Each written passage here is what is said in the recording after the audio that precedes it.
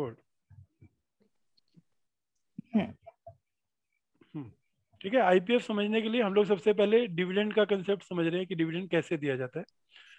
तो हाँ। Final dividend की बात कर रहे हैं।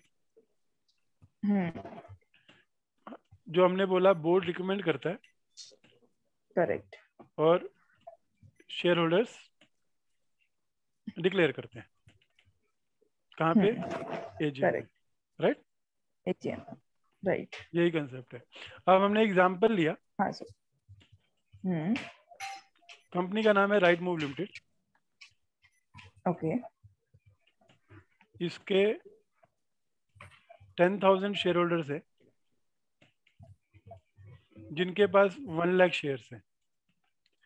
एज ऑन रिकॉर्ड डेट जो कि है हम्म, डेट ऑफ एजीएम, हम्म, जो हम लोगों ने प्लान करी September 30, हम्म, 2015।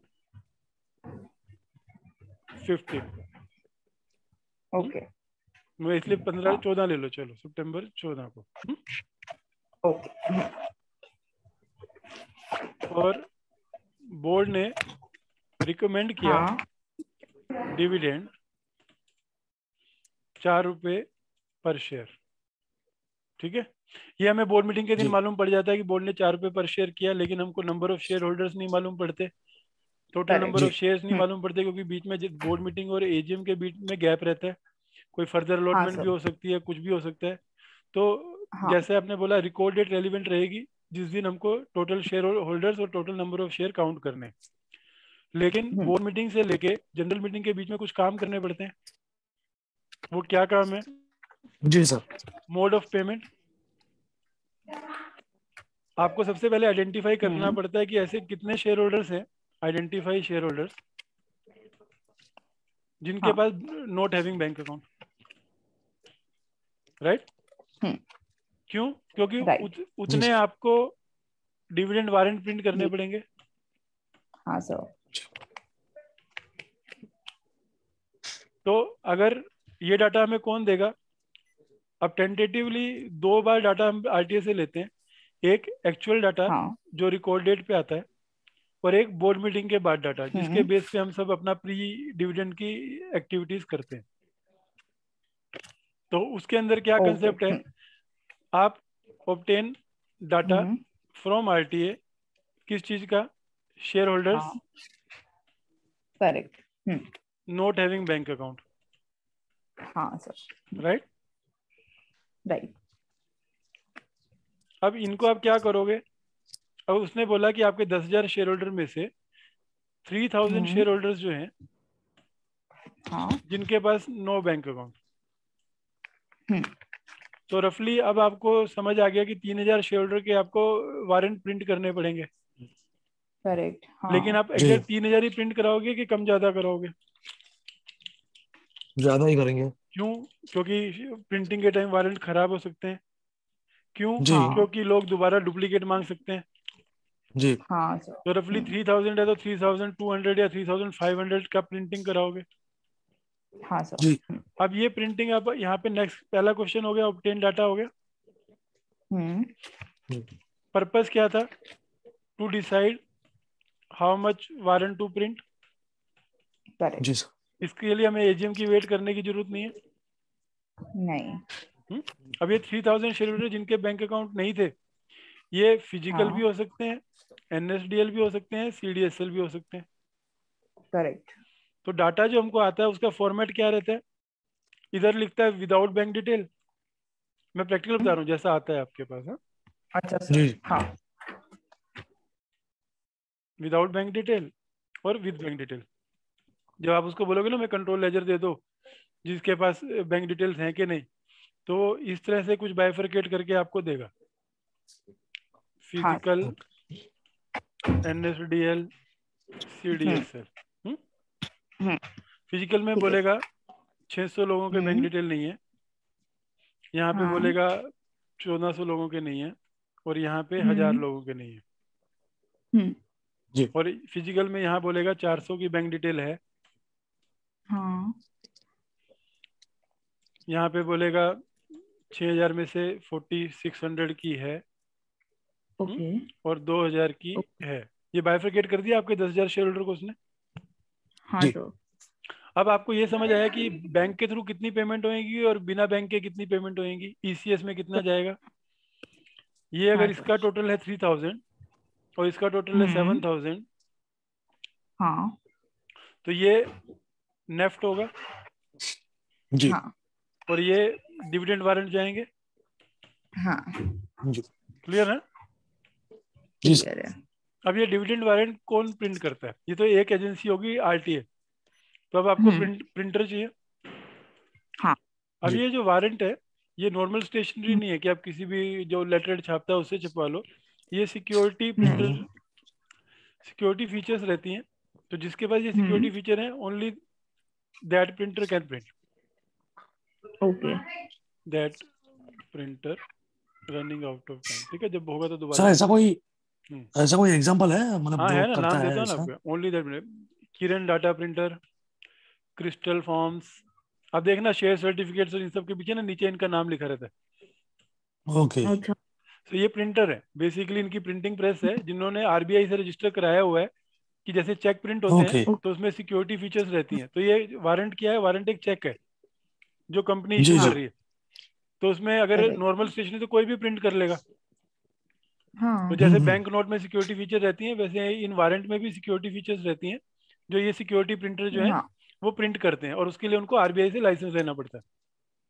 Okay okay. समझा तो यहाँ पे आपको पहला प्रोसेस है डाटा लिया, डाटा लेने के बाद आप प्रिंटर के पास गए, प्रिंटर को आपने ऑर्डर दे दिया हाँ कि आप हाँ हमको 3,500 वारंट प्रिंट कर दो। हम्म फिर अगला प्रोसेस आपने बैंकर फाइनलाइज करना है। हम्म अब ये प्रोसेस कब हो जाता है, बोर्ड मीटिंग से पहले हो जाता है, प्री बोर्ड मीटिंग। क्यों? क्योंकि बोर्ड मीटिंग में आप एजेंडा में ये डालते हो कि हमको डिविडेंड के लिए ये बैंक अकाउंट को हम चूज कर रहे हैं हम्म और वो नेफ्ट की सारी प्रोसेसिंग वो करेगा। तो उसके साथ आपको बैंक अकाउंट खुलवाना पड़ता है।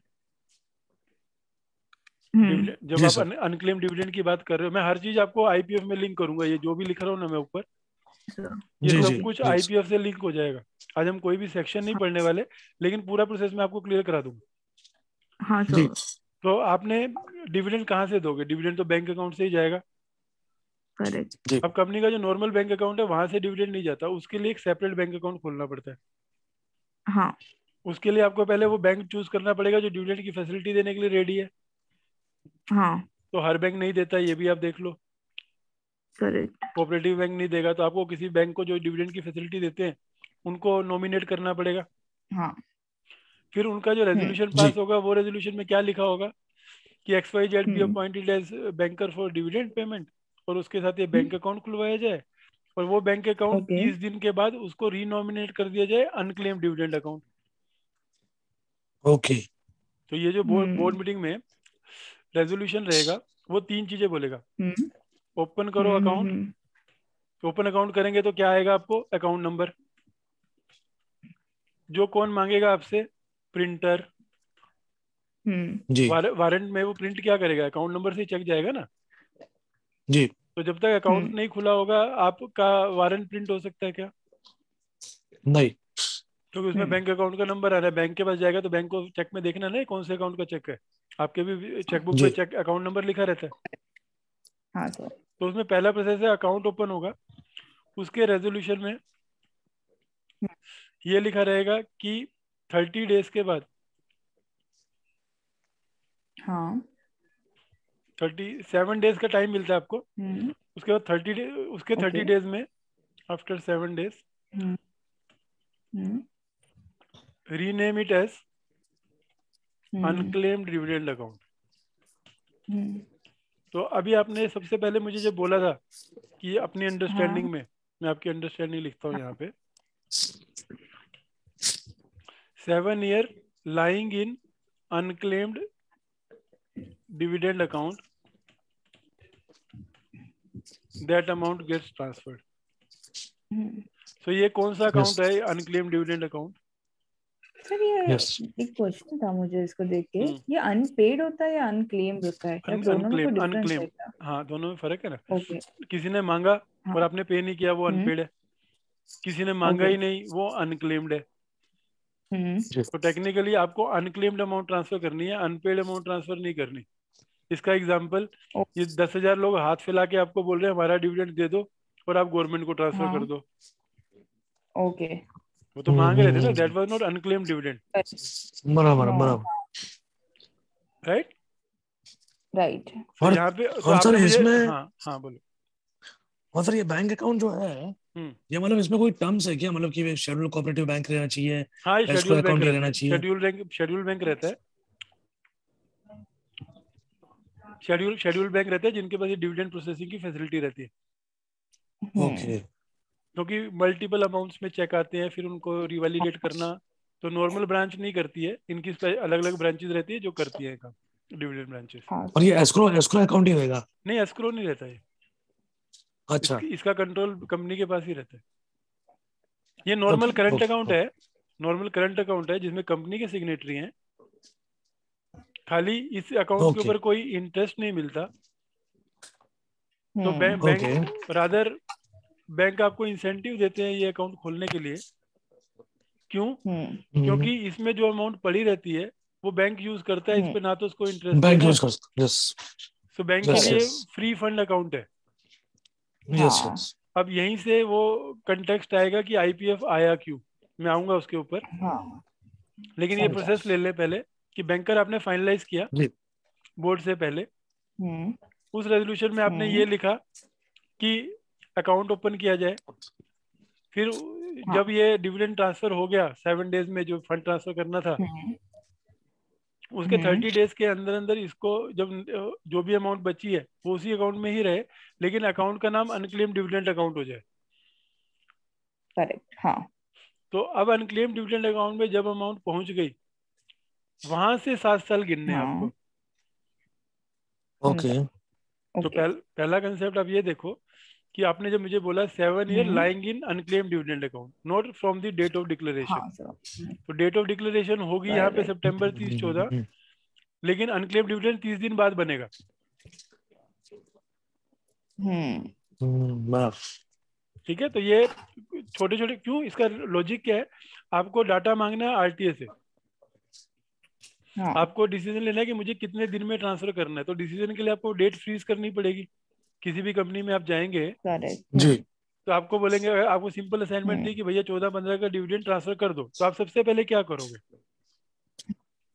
सबसे पहले आप यही रेजोल्यूशन देखोगे कि इस रेजोल्यूशन में हम्म क्या लिखा है कि कौन से दिन पे ये अकाउंट डेजिग्नेट होगा अनक्लेम सस्पेंस, ये अनक्लेम डिविडेंड अकाउंट।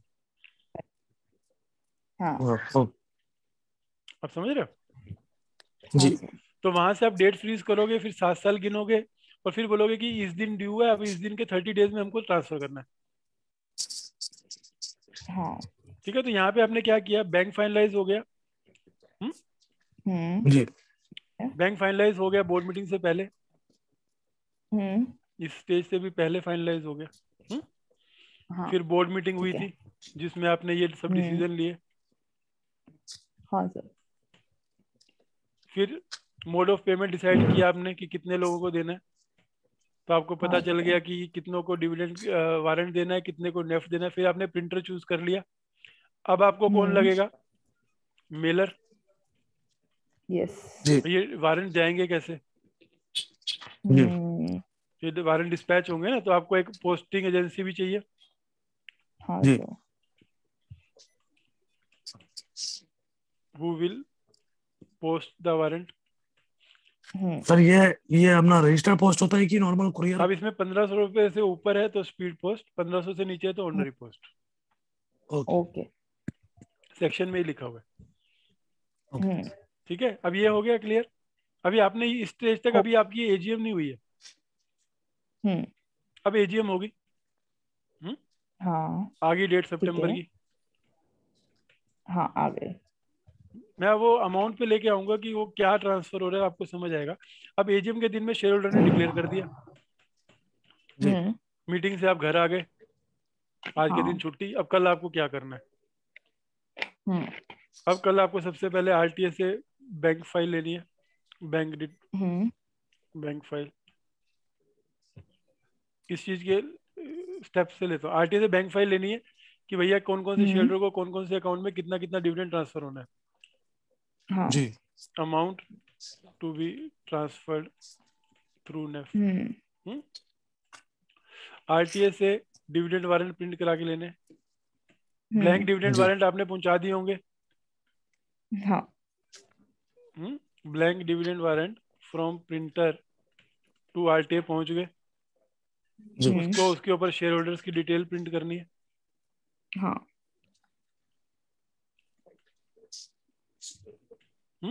फिर आपको जो अकाउंट आपने खुला था उसमें ट्रांसफर करनी है अमाउंट। बंद होगा तो दोबारा ज्वाइन करना। हाँ ट्रांसफर दी डिविडेंड अमाउंट। कितनी अमाउंट ट्रांसफर करनी है हमारे केस में?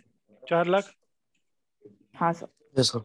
उसके लिए दिन लिखे हुए सेक्शन में कि 5 दिन के अंदर ट्रांसफर करना है कि कितने दिन में ट्रांसफर करना है, उतने दिन में उस अकाउंट में डाल दो। हाँ फिर सर। बैंक